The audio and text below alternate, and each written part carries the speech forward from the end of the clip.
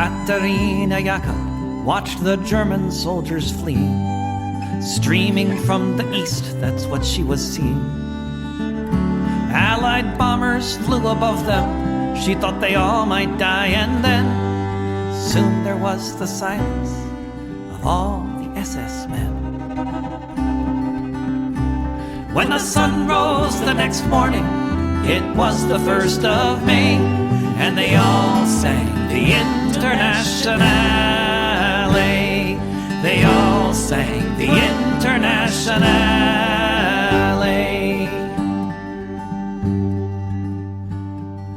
Katerina Jakob saw red flags flapping in the breeze above the Russian tanks, and she fell upon her knees. And so many different voices in so many different tongues sang the most beautiful song that could ever have been sung.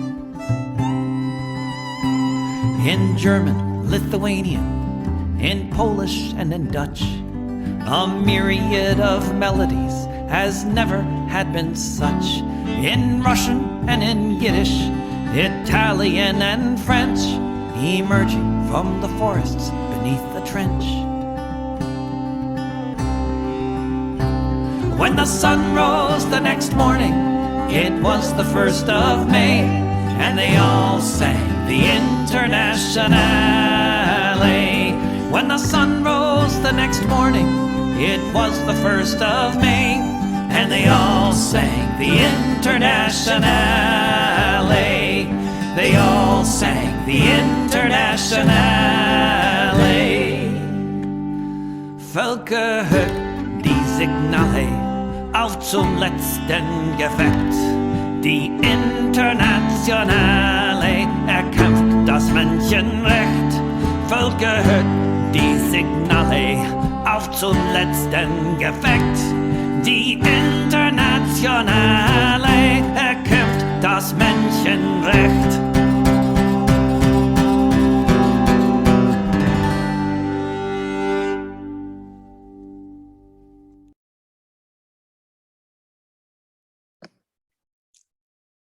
Hello and welcome to Revolutionary Socialist Review with Chris Driscoll, that's me, and Rainer Shea, that's the other guy up here. Tonight's episode is the episode for November 25th, 2021, with the theme of American injustice system on trial. At least a couple of the articles that we're dealing with tonight have that as a theme. So that's as close as I could come to a theme. And definitely this first issue, this first article or series of articles, actually many articles on this baby, in a miscarriage of justice, fascist murderer Kyle Rittenhouse is acquitted of all charges. Meanwhile, 3 racist white men convicted of the murder of Ahmaud Arbery. Just for those who have not been watching the news lately, the first case here, Kyle Rittenhouse, this stems from, well, it started in Kenosha, Wisconsin, with the murder by a police officer of Jacob Blake. Jacob Blake was a young black man. I think he was 27. Actually, not murder, attempted murder, I should say. He was with his girlfriend and his girlfriend's daughter, and police told him to get out of the car. He got out of the car. Police beat him, so he ran, and then they shot him in the back 4 times, making him into a cripple for the rest of his life, quadriplegic, whatever you call it. He was He's crippled for the rest of his life now. In the aftermath of that police shooting, the next day, really,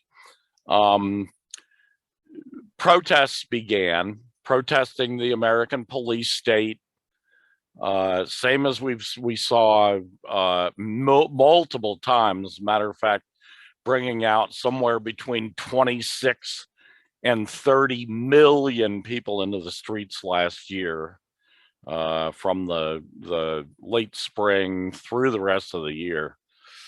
And the same thing happened around this case in Kenosha, Wisconsin.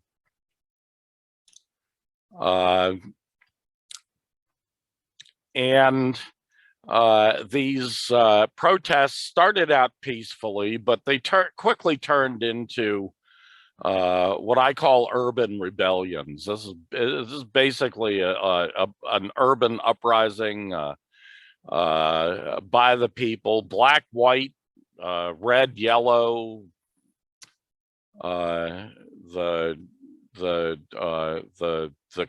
color or skin tone didn't really matter much. It brought a lot of people out who were all sick and tired of America's police state, and they protested it. And the protests turned into more of a rebellion, more of an urban uprising. Meanwhile, Kyle Rittenhouse, a 17-year-old kid from a neighboring state, whose father happened to live close by Kenosha, he decided to cross state lines, go to his father's house near Kenosha, get a automatic weapon that was kept at his father's house, was owned by his father, and take it, saying that he was going to join other fascists. He joined up with a fascist militia who said that they were there to defend property. In this case, a used car lot. So he was there supposedly defending property.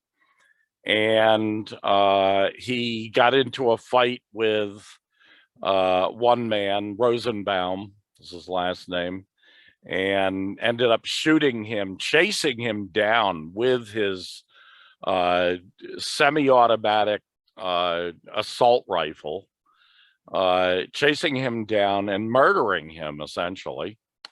And then he started running away, and several other people saw him do this murder, and they were all running after him, trying to stop him because they were going to make a citizen's arrest. They finally, at one point, Kyle Rittenhouse fell down, and one man who was there to try to stop him came up to him and hit him in the head with a skateboard. Well, Kyle Rittenhouse turned his automatic rifle on that man, shot him to death. That's death number 2. And then another man who was a paramedic came up trying to take the gun away from Rittenhouse, and Rittenhouse shot him in the arm. So 2 murders and one person who's severely wounded. Rittenhouse, in a trial that ended this week, was acquitted of all charges. So there's that story. This is a big blow, by the way, to the whole idea of stopping these kind of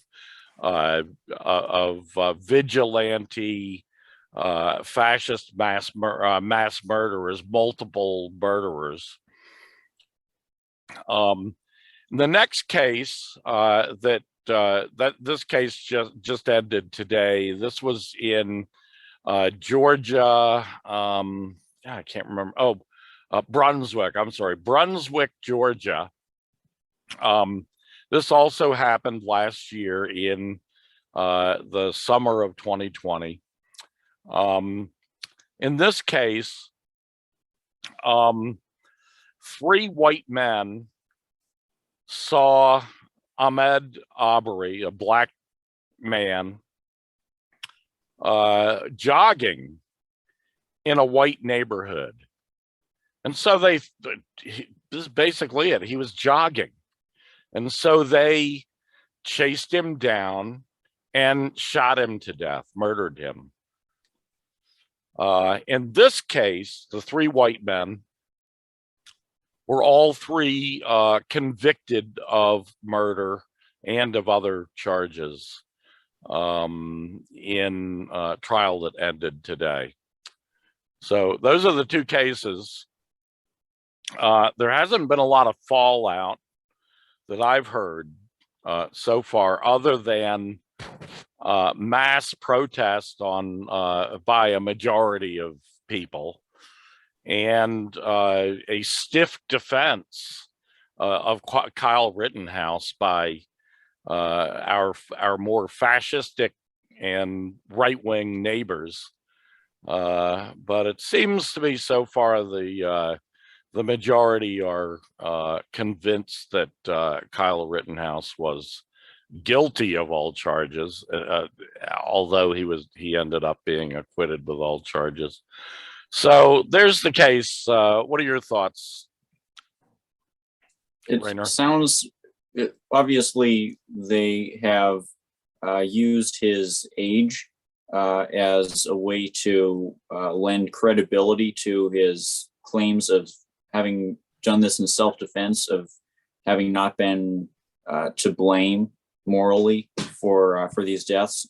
He was when I saw that clip, that infamous clip of him appearing to cry, it was weird. It did not seem like real crying. It looked like someone trying crocodile tears. Yeah, it was so phony. And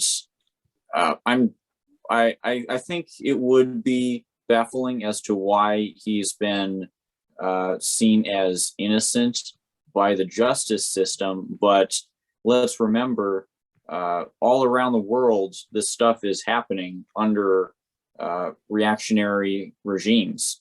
Like a couple months ago, the son of a politician in India was seen as innocent by the justice system there, after he had massacred protesting farmers. Yeah, that wasn't a couple of months ago. That was a couple of weeks ago. Oh, I thought it was in October. Oh, I thought I knew it was in October. I must have. It felt like a couple months ago. Yeah, no, it was about 2 weeks ago. Okay, I thought it was in October. Yeah, we've got a story on the Indian farmers here coming up in a couple of in a little while. So, but yeah, no, this happens all over. I mean, part of the problem was the judge in the Kyle Rittenhouse case was clearly prejudiced in favor of the defense. He's clearly a right-wing judge. And number 2, all of the jurors were kept from seeing the truth. Any of the political aspects of this case were ruled inadmissible. So,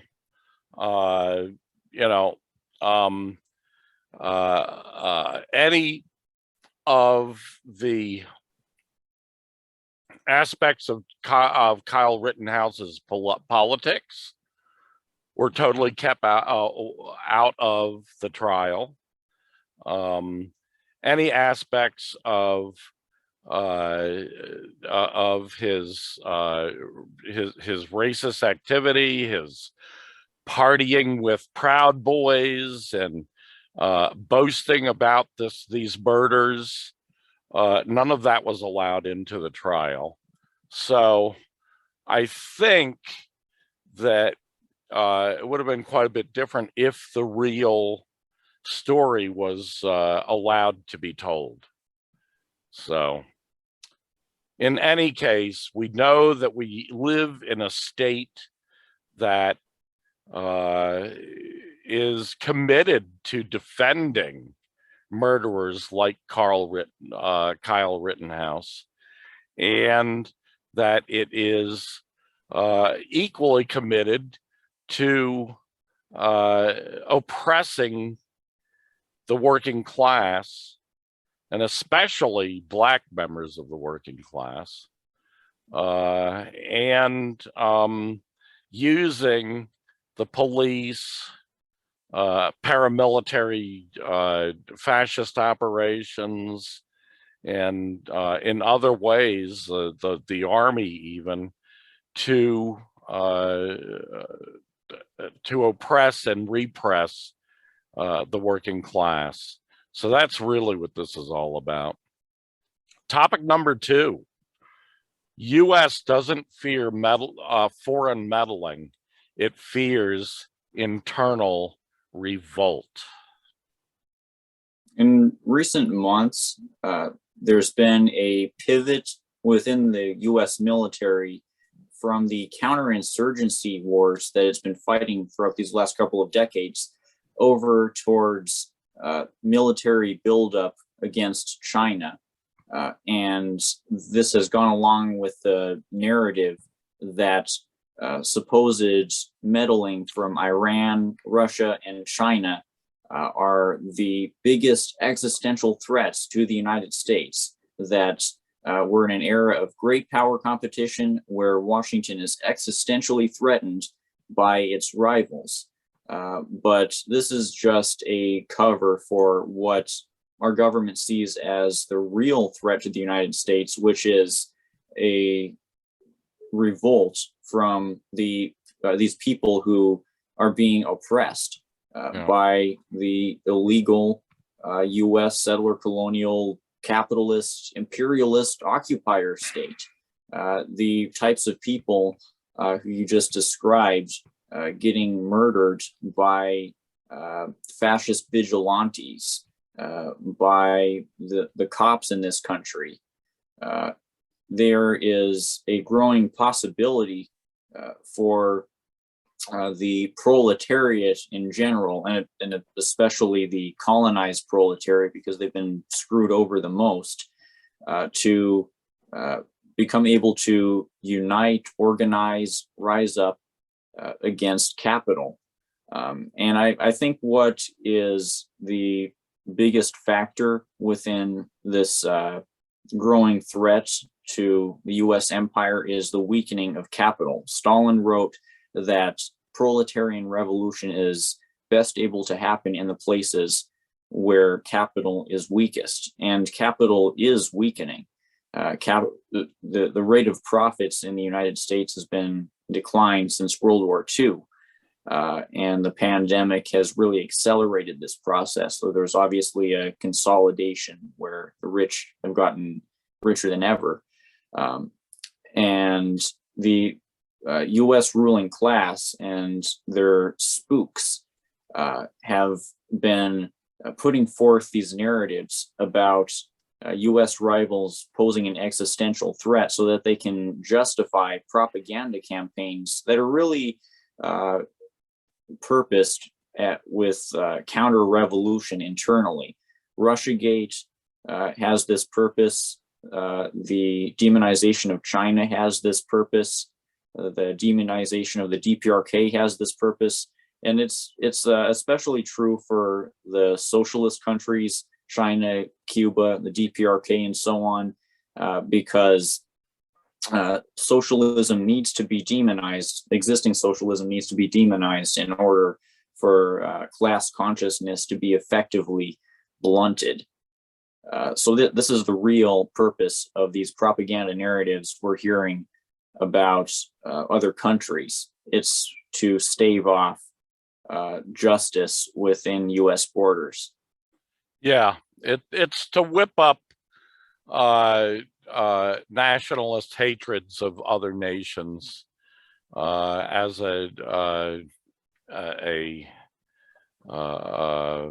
as a way to deter people from focusing inside the United States, people from focusing on our own oppression and responding to it. And it often works, at least it has often worked in the past. And it appears to a certain extent as though it is working this time around. Although, in fact, this is a very good point. Ultimately, the Americans fear most internal revolt because the American imperialists, and the American ruling class that runs this country, they know that ultimately it's for a large nation, and in this case, the richest nation in the world, or second richest maybe.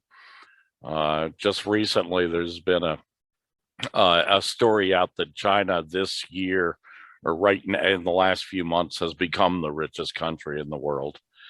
But the first or second richest country in the world, the main thing they have to fear, because it takes for capitalism to achieve that, it takes a huge amount of oppression of its own people, of people within this country.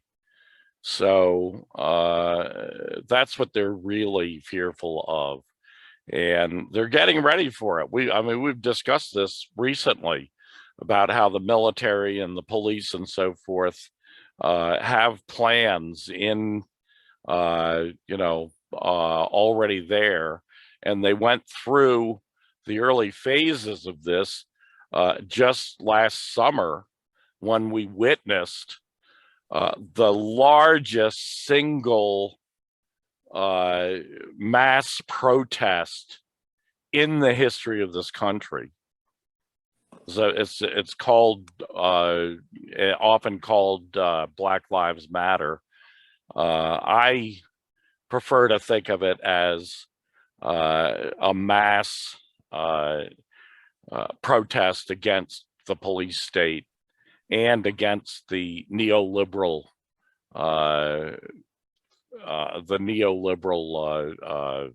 forces that are bringing about this police state. But anyway, yeah, that's what they really fear, because that's what most often brings down large countries that are in decline. And it's when they are in decline. I don't know if we could go so far as to say that the United States is the weakest of capitalist countries. It's not the weakest of capitalist countries by a long shot, but we're in a different era from Stalin's era. In Stalin's era, this was very, very true. It was those countries with weak capitalist classes that were the countries that ended up having socialist revolutions. All the socialist revolutions in Eastern Europe, in the Soviet Union, in China, in Vietnam, in Cuba, pretty much everywhere you go, where there were socialist revolutions during Stalin's time, and for the next 20 or 30 years after that, they were in countries with weak capitalist classes. We're in a different era today because the United States is not a weak country, and it definitely does not have a weak ruling class. The ruling class in the United States is tremendously, it's small, number one. There are far less people in it than the ruling classes of Russia or the ruling classes of China when they had their revolutions. And number two, it's a class that is tremendously unified. still the empire that they run is in decline. We've seen that. And that's causing them great, great problems. And the numbers of people who are ready to come out into the streets is tremendous. I mean, we're talking 26 to 30 billion people coming out last year in a frontal attack on the police state. That's a lot of people. That's what they're really fearful of. Next on the list, Indian farmers score major victory as Prime Minister Modi backs down and pledges to withdraw 3 anti-farmer laws. Now, these laws, they're all designed to enable the takeover of individual farms throughout the country by agrobiz, by large capitalist companies involved in farming, in the agribusiness. And these laws were passed last year, the 3 laws. And immediately after, there was an enormous, we talked about it at the time. So people who've been following our show for a while will remember that at one time, 250 million farmers came out in protest in the major cities in India. And this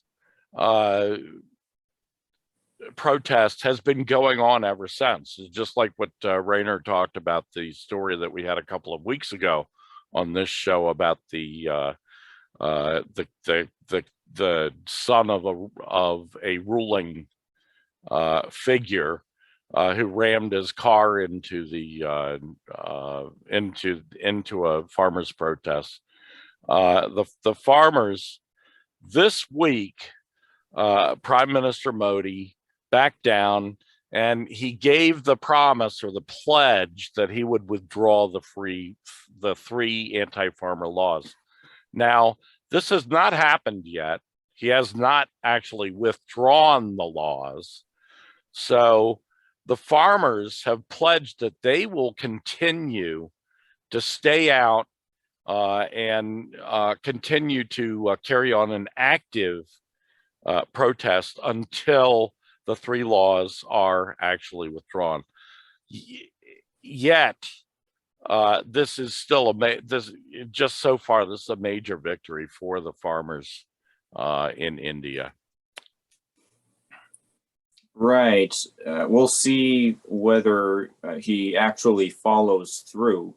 Another thing Stalin observed was that strikes, boycotts, parliamentarism, all of these forms of legitimate or semi-legitimate resistance within the legal terms of the capitalist state, their real purpose is to show the masses how futile it ultimately is to try to get the capitalist state to serve the people. The capitalist state is never going to serve the people. It's controlled by the bourgeoisie. And we'll see whether this is going to be effective. But from what I'm hearing, this agitation among the masses, this radicalization of the masses is currently still going strong, going stronger than ever within India, perhaps. What was the next point I was going to make? I'm thinking a lot of thoughts about this. It's frankly a lot to wrap my head around, this topic of whether India will undergo a proletarian revolution within the next few decades. But what I do know is that India's military is already in a relatively weak position when it comes to fighting counterinsurgencies. It can't even handle the pockets of Maoist resistance that are holding on within the Red Corridor, and the Communist Party of India doesn't even think that the Maoists there are doing right by the goals of Marxism-Leninism, yet the Indian military is still too weak to really overcome them. Imagine what'll happen when the equivalent to the Russian Revolution occurs within India. Yeah. Well, neither one of us have crystal balls, so we can't really say for sure, but we can look at the writing on the wall. We can know which way the wind blows, or which way the wind is blowing. So we can kind of see what direction things are headed in. And in India right now, things are definitely headed in a radical direction on many fronts. So we'll see how it goes. One thing I know for sure, and that is in the late 40s, when both India and China experienced their liberations, India from the late 1940s until now has progressed or has developed far slower than China has. China started out at pretty close to exactly the same level of development as India. And yet today, China is the largest economy in the world. And 800 million of its residents have been lifted up out of severe poverty over the last 30, 40 years. Whereas in India, the average person still lives in severe poverty. The amount of development in India has been far, far less than in China. And there's only one major difference, because they had basically the same kind of economy at the times when India won its independence and when China won its independence. And yet, China won its independence through a civil war, and a combined civil war and anti-imperialist war. And it freed itself from imperialism, and internally it set up a system that started on the road towards socialism, and quickly achieved socialism. Whereas India started on a road to capitalism and quickly achieved capitalism. So that's the major difference.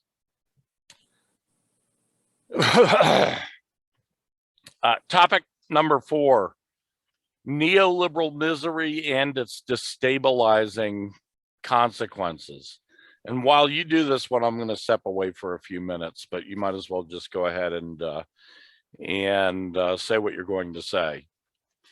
I draw the analogy between what's going on in the United States right now, what our government is doing to our people, and what the imperialists did to Yugoslavia. In Yugoslavia, the imperialists turned the last bastion of socialism in Europe into a series of right-wing principalities that are totally subject to the whims of global neoliberal economic orthodoxy. The exploitation of the proletariat has been so intense within Yugoslavia. In the words of Michael Parenti, it's been third worldized. Third world is a problematic term, but it's accurate what he was saying about the socioeconomic situation that the imperialists engineered within Yugoslavia. And the imperialists were able to do this by socially engineering the nation's population to not be in a position to resist this assault upon their people, upon their livelihoods. The imperialists did this by fabricating atrocities supposedly committed by the Serbs, by staging false flag attacks that got blamed on Serbia.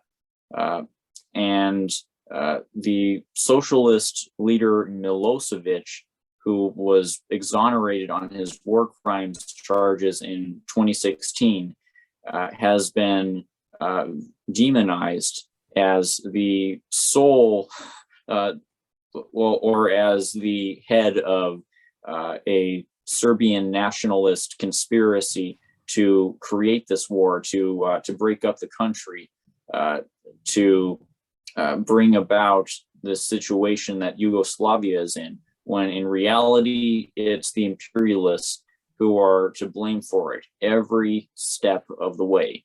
The imperialists have needed to make the Serbs into their designated ethnic scapegoats, because if it were admitted that these Serbian atrocities have been fabricated, then Washington would need to own up to its crimes against Yugoslavia's people.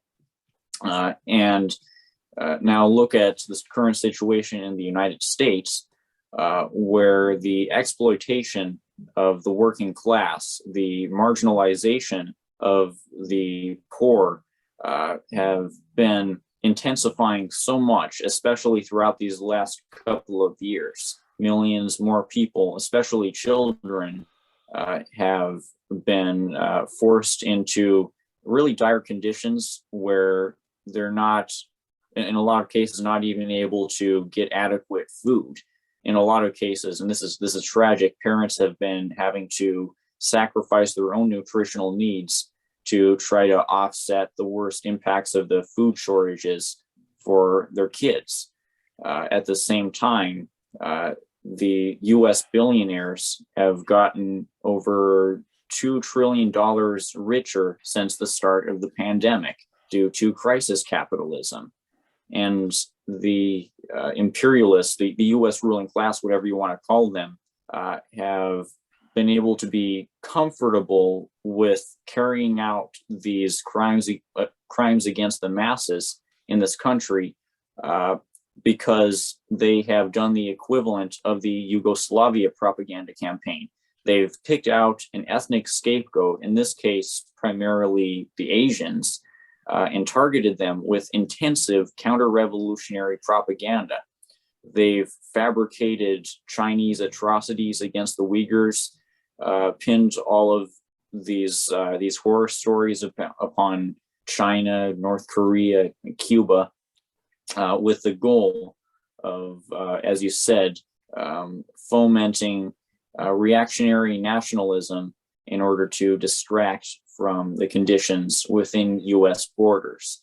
And in every way, I think it mirrors the destruction of Yugoslavia, except of course, the US ruling class doesn't want to balkanize the United States. It wants to keep it a strong, unified state, unified under a colonial banner.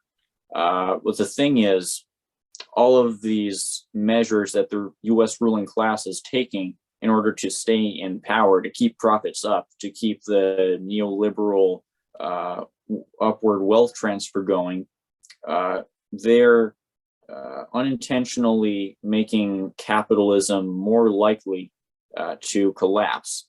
You observed last time that applying these destabilization methods that the imperialists have applied to other countries into US borders is a reckless move by the imperialists. And we're seeing this, I think, in the form of the events like the Capitol Hill riot, which is one of the many acts of violence that have come about due to this internal destabilization campaign.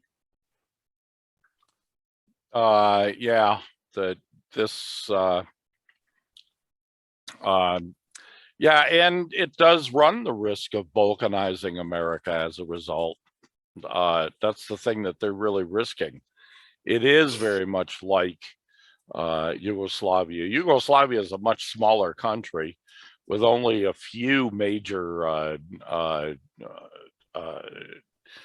nationalities that were, and a couple of, it's got basically 3 religions and 4 or 5 or 6 nationalities that it pulled together. The United States is a multiple of that. So there is the risk for a lot more chaos. And we are certainly not the first observers to observe this point. The destabilizing consequences.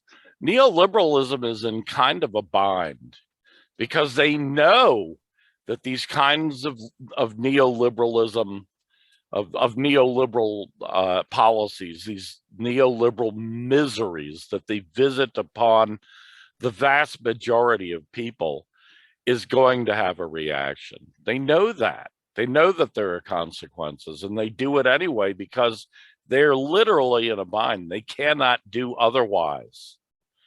It comes down to what Marx wrote about in Volume 3 of Capital, and that is the tendency for the rate of capitalism of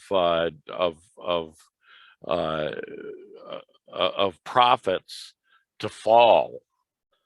And as the rate of profit has fallen decade after decade after decade, we see the result that the capitalists cannot sustain the same level of investment from capitalists without squeezing the working class more, without applying these neoliberal policies.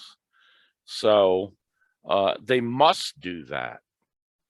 And inevitably, a time will come where no matter what they do, the level of the rate of profit will be so low that no matter what they do, they will not be able to get the investment that they need to sustain the system. We've already got a system where more and more and more of investment has gone away from productive capitalism, from productive forms of capitalism into forms of capitalism that do not create any wealth, into banking as a great example, into the whole financial market, which creates absolutely no wealth. And they already have that problem of more and more and more of the investment that they see going into non-productive sectors of the economy as opposed to productive sectors. Well, that's fine in the short run, but in the long run, you need actual things. In other words, you need to create wealth to really sustain this capitalist system, and without it, the capitalist system fails. That's what's happening before our eyes. And as a result, we're seeing this increased immiseration. We're seeing, while in China, for instance, we're seeing 800 million people raised up out of poverty. In the United States and in every capitalist country around the world, we're seeing increased poverty, not a decrease, an increase in poverty. So this stuff it's all going to come to a head. We don't know the time and place. It could be tomorrow. I mean, tomorrow. Hell, it could have already started. What we're seeing already, it could have, could be the spark that starts it, or it could be years from now. But sooner or later, and in the not too distant future, in the next decade, probably, we're going to see great calamities and great catastrophes, great conflagrations erupt in the entire capitalist section of the world. Next and final on the list tonight, we have a short list tonight. This being a holiday weekend, not as much is happening in the world, at least in this part of the world. Anyway, Teamsters United, a coalition backed by the Teamsters for a Democratic Union, wins union leadership in a historic victory. This just happened this week. Teamsters United is a united slate of candidates that pretty much swept the Teamsters international elections this week, bringing this slate that was backed by the Teamsters for a Democratic Union into the leadership.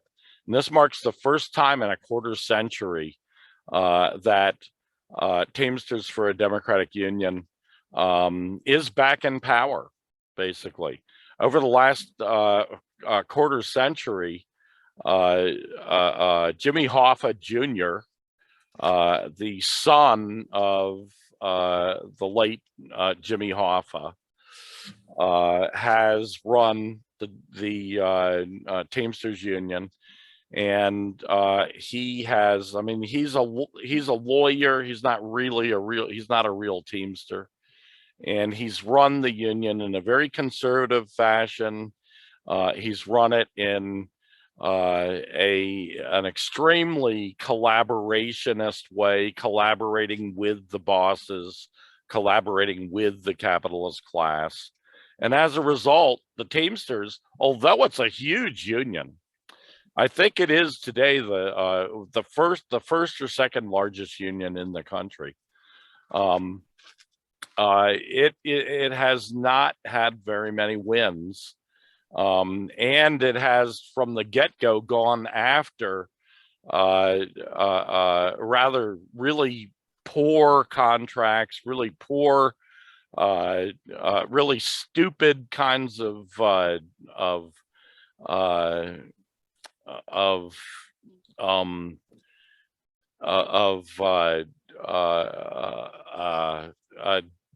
planks within contracts that allow for 2-tier and 3-tier kinds of workers, where workers and an older workers who've been in the union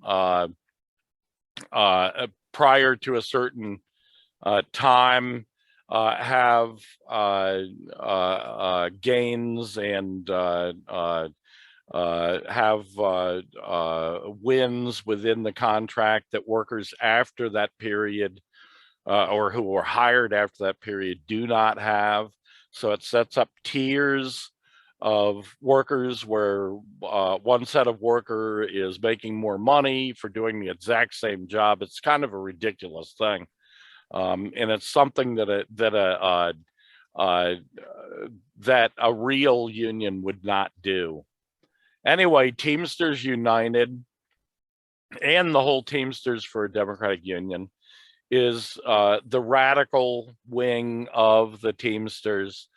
They have already pledged to fight against 2-3-tier systems, to fight for higher wages. For instance, the UPS, which is the largest unit within the Teamsters, the UPS sector of the Teamsters, which has something like 250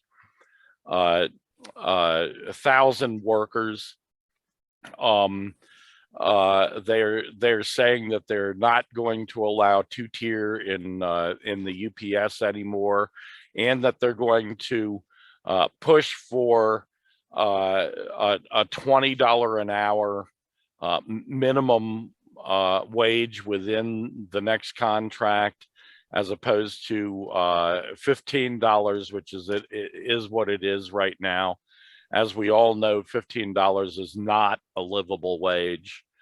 $20 is barely a livable wage, and people are really hard off at $20 an hour, but it's getting a little closer to a living wage than $15 an hour is. Anyway, this is a big change for the Teamsters Union, which is one of the largest unions in the country. And I think that we're going to be seeing more instances of where the radical wing, the more militant wing of the unions wins union elections. So it sounds like the U.S. unions, which have been infamously defanged since the New Deal, especially of course during the neoliberal era, are on their way towards improving. And I'm trying to figure out how this can be then utilized for the advancement of the victory of proletarian revolution. I think that we should celebrate. We should celebrate victories when they come to us. There's this accelerationist philosophy that says that the worse things get under capitalism, that's actually better, because that's supposedly going to make the revolution happen faster. That's true to a certain extent, but come on, let's celebrate things like this. Celebrate the dethroning, or it seems like it's going to happen soon, that this dethroning of the son of an infamous racist police state arbiter who has been actively sabotaging working class resistance in the United States for decades. Yeah, definitely. Yeah, when workers go into action, it's a complex kind of issue. It's not just as workers, fall and get worse and worse necessarily. What really makes a difference is victories. So you're absolutely right. The victory like this has to be applauded. But victories come. It's a complex kind of a yin yang here, kind of a interplay, a feedback loop between falling wages and living standards of workers on the one hand, and a period where workers get together and have a few small victories, and those snowball into larger victories where workers actually start gaining again, where you really start to see a massive growth in worker fight back. So it's a complicated situation. It's not just a simple thing of the worse workers get, the accelerationist thing. It's not really that way. But in any case, this is a great victory for us, and we should all celebrate it. there will probably definitely be a UPS strike next year, which, you know, I mean, what would be the most major strike to have happened in decades if it does happen. And I think it's almost assured now because of the Teamsters United win in this last week that there will be a USPS, I'm sorry, not USPS, a UPS strike next year. And one of the major planks of the Teamsters United was that they would do everything possible to get Teamsters ready for a strike in the UPS. That they would first of all set up a strike fund, that they would urge Teamsters to put $50 to $80 a week aside into their own personal strike fund, that they would politically and financially get Teamsters ready for a strike. And that's the way to win a strike, is to get ready well in advance. And oftentimes, if you get ready enough well in advance, you don't have to strike, because it scares the fucking living daylights out of the capitalist class and they back down. So we'll see how that turns out. Anyway, that's been our show for tonight. So, well, we still went almost an hour here, so hadn't been too short, even though we only had 5 topics. Anyway, great job by you, as always, Rainer. Thank you so much.